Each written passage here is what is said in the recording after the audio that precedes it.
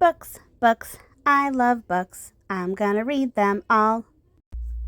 Hi readers, Chris here. Today I'm going to be doing another full-length review of Ninth House by Leigh Bardugo. Yes, that's right, another book that I didn't want to do a 1-minute review because I have a lot to say about this book because this book is divisive. Yes, divisive.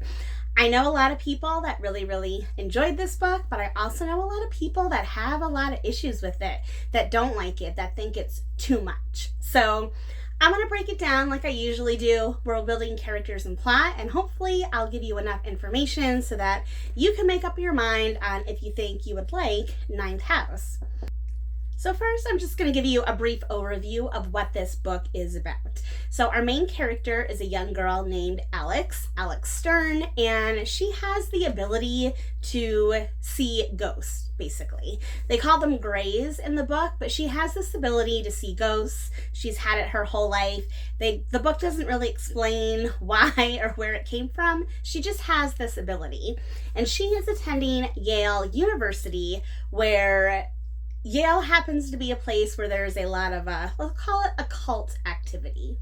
Now, I don't usually do this, but I feel like this is the best way to kind of describe Alex a little bit, and that is, I'm just going to read the first paragraph of the description on the back of the book, because I think this will help a little bit kind of set the stage here. So, Galaxy, aka Alex Stern, is the most unlikely member of Yale's freshman class. Raised in the Los Angeles hinterlands by a hippie mom, Alex dropped out of school early and entered into a world of shady drug dealer boyfriends, dead-end jobs, and much worse. In fact, by age 20, she is the sole survivor of a horrific, unsolved, multiple homicide. Some might say she's thrown her life away, but at her hospital bedside, Alex is offered a second chance to attend one of the world's most prestigious universities on a full ride. What's the catch, and why her? So, as you can tell by that, Alex has had a very troubled past, And this little paragraph does not even go into like the worst of it. And the worst of it, these are the things that really make this book adult. This is an adult fantasy. It's not YA. And I feel like a lot of people are used to Leigh Bardugo because she writes a lot of YA, Shadow and Bone, Six of Crows. She's very famous and popular and well known for her YA series. So the fact that this is adult and so adult is probably shocking to some. So I would just keep that in mind. It is an adult book. Yes, it mentions drug dealer boyfriend. It mentions a homicide. There are other things in here that it doesn't mention, but let me just say, like, they're adult. They are adult. So anyway, Alex finds herself at this prestigious university, Yale. And Yale has all these secret societies, which I think is really cool. There are currently, like, I forget how many total, but there's 8, like, main secret societies, and these 8 societies make up what they call the Ancient Eight, and they're called the Houses of the Veil. And they're things like Skull and Bones, if you've ever heard of that. Any society you've ever may have heard of, Scroll and Key, Manuscript, etc., like, they're in here. Now, not only are there all of these secret societies, but there is one house in particular, Leigh House, and Leigh House is basically supposed to be the overseer of all of the other societies. They oversee everything.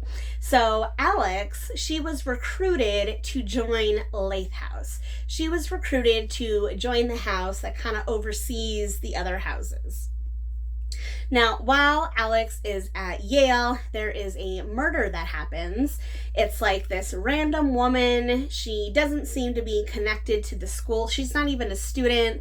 She's just a girl that's found dead on the street.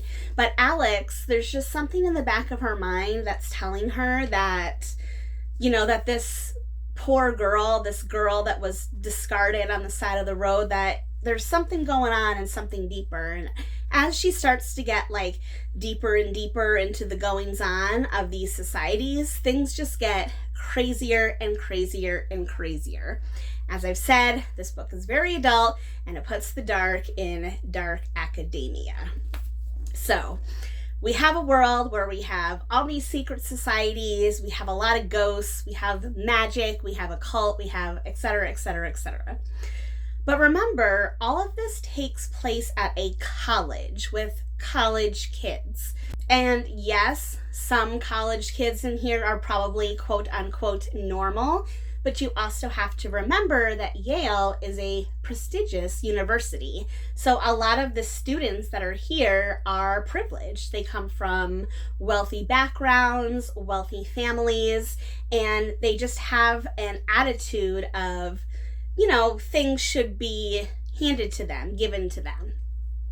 So this setting is really interesting because, again, even though it's a prestigious school, etc., etc., etc., it's still a college. So there are college parties, and they're not fraternities, but they're all these different houses, right? So they're still part of a group, and there is drugs, there is sex, there's just a lot of stuff. There's a lot of that in here. And yeah, if you are someone that maybe doesn't like that type of stuff in your reading, then yes, it might be too much for you. It might be too much for you.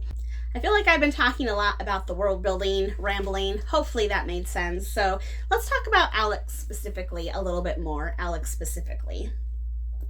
This book is told from her point of view. It's her story. So again, your enjoyment of the book is really going to depend on how you feel about Alex as a character. And Alex, if you couldn't tell what I read in the beginning about her past with drug dealers and homicide, Alex is a very flawed character. She is a very flawed character. She's had a very traumatic past, again, way beyond what's mentioned on the back of this book, way beyond that. She's had a very traumatic past, and that has really shaped her into who she is today. And she's not perfect. She's not perfect. She makes mistakes, and she's kind of an outsider because, yes, she was plucked off the street, basically, into this world of privilege that she doesn't feel like she belongs in. And the reality is she doesn't belong there because she has all this, crazy stuff. So I personally love that Alex is so flawed. I love that she is flawed and damaged because it's the one thing that I think keeps her going. It's the one thing that makes her look at things differently than other people do. She's the one where, like I said, there's this murder of this girl and everyone just says, oh, she's just some townie, some girl from town. She's inconsequential. She doesn't mean anything. Alex is the only one that's like, hey, no, that's not true. Just because she comes from town, just because she's dark skinned, just because she doesn't look like you or fit into your, wealthy whatever, her death still means something, it should mean something, and I'm gonna find out why. So I really like Alex as a character. I really like her as a character. But again, your enjoyment of this book is going to depend on if you can connect with her. I don't think you need to have like a crazy past like she does to connect with her. I think if you've ever felt like you don't fit in or you don't belong somewhere, that would probably be a really good way to connect with Alex. Now, other than Alex, there is a lot of characters in this book, a lot of characters. There's other people in Leigh house, there's other people in all the other houses, but the one other person I want to mention is this guy called Darlington. Now, when the book starts, At this point, Darlington is gone, quote unquote. Darlington is gone. No one knows where he is. No one knows what happened to him. But Darlington is basically known as the golden boy of Leigh House. He was everyone's favorite. He's like the perfect guy. He does everything right. He does everything by the book. He's handsome. He's sweet. He's suave. Like, he has all of these things going for him. Everyone loves him. And then we find out that he's no longer around. Now, Alex, throughout the book, has a bunch of flashbacks for her time with Darlington, because Darlington is basically the one that took her under his wing when she first gets to Yale, and kind of taught her everything and taught her all that she needs to know. So Darlington, even though he's not currently there in the present of the book, is still like a very big presence, And his character, I actually feel like, even though he's not there, I can still feel him there as a character. I want to know more about him. I want to know what happened to him. And like, there are so many unanswered questions about Darlington. Like, not only is this a murder mystery, but there's like so many other mysteries going on in this book that it's a little bit crazy at times. So now I'm going to talk about the plot a little bit to help illustrate how crazy it is. So like I said, this book is told from Alex's point of view. However, there are basically two timelines in this book. There's two timelines. And again, this is something that either you will like or you will not like. So we get Alex in present day, where Darlington is gone, and then we get Alex like the year before, when Darlington was still there, and she's learning from him and all this stuff. So throughout the book, we have all these shifting timelines, past and present, And I will say, for me personally, it was a bit too much at times. I liked the past stuff. I liked a majority of it, but some of it I was like, why do we keep going to the past? I don't understand why we keep going there. I would say that in the first half of the book, the flashbacks are mostly inconsequential. There's a couple that have some like really meaningful things in them, but it's not really until you get to the back half of the book that the flashbacks start to become more important. When you start to really understand like who Alex is, what happened to her, how she survived this homicide that they mentioned, what happened to Darlington. There are so many like twists and turns in the plot, and some of it has to do with the flashbacks. So again, some of that stuff I like, some of it was a bit too much. And I know, I forget who it was, so if you're watching this, I'm sorry. I know someone mentioned that they also thought the flashbacks were a bit too much, and I definitely agree. If you're gonna do so many flashbacks, they need to have a purpose. And some of them do, but not all of them. So I think if those could have been reined in a little bit, it would have made this book so much better. But overall, I still love this book. I thought it was interesting. I loved the murder mystery aspect. I loved all the occult stuff. I loved the ghost stuff.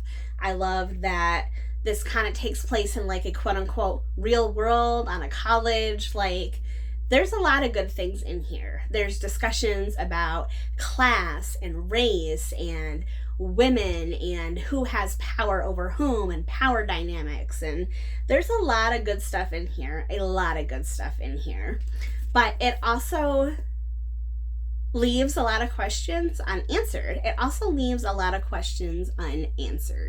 Because once you get to the end of the book, there are things that are not resolved. Like, I don't want to say specifically what it is, but there's just things that are not resolved by the end of the book.